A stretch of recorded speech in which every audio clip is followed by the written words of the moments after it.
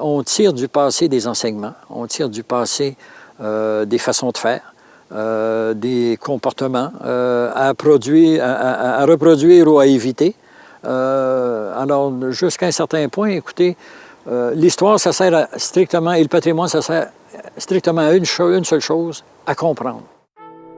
Les Prix du Québec, en collaboration avec Bell et Hydro-Québec, sont fiers de vous présenter M. Paul-Louis Martin, lauréat 2006 du prix Gérard Morisset pour le patrimoine. Quand on change de milieu, forcément, on développe une capacité nouvelle d'observer, de voir l'univers qui nous entoure, le monde qui nous entoure. Et effectivement, passant de Québec à Rivière-du-Loup, je me suis intéressé avec toute une équipe au musée d'archéologie à l'époque, ça s'appelait le musée de l'archéologie de l'Est du Québec. Je me suis intéressé au rapport nature-culture que les gens avaient développé dans la région. Et donc, avec une équipe, on a développé à ce moment-là, je dirais, une nouvelle gamme de guides de voyage. Et ce que je cherche avant toute chose, c'est le génie populaire. C'est le génie de la population, c'est le génie du monde ordinaire. La culture matérielle, oui, écoutez, l'histoire de l'art s'intéresse aux grands monuments d'architecture, la grande architecture, les beaux-arts.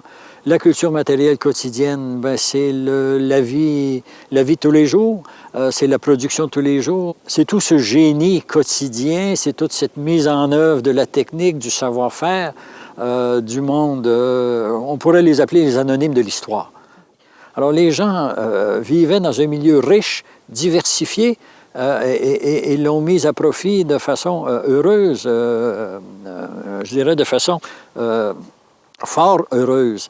Et dans ce sens-là, notre imaginaire est vraiment faussé quand on s'attache uniquement à toute la vie misérable, à toutes les étapes intermédiaires qui nous amènent là.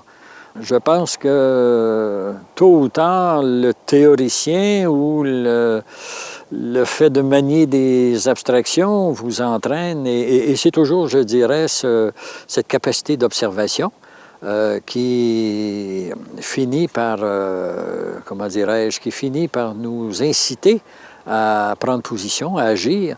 Moi, j'ai toujours été à la fois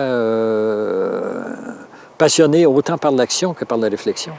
J'ai toujours été très préoccupé par un enseignement de l'histoire que j'ai toujours trouvé trop conventionnel, trop politique, trop tourné vers les élites. Notre histoire populaire, elle reste à faire. Elle est d'une richesse absolument inouïe. La généalogie, la connaissance de l'occupation du territoire, ce sont autant je dirais, de champs d'études qui restent encore complètement à découvrir. Il y a beaucoup à faire encore pour se dire vraiment qu'on s'approprie toute la richesse de notre passé, de notre patrimoine.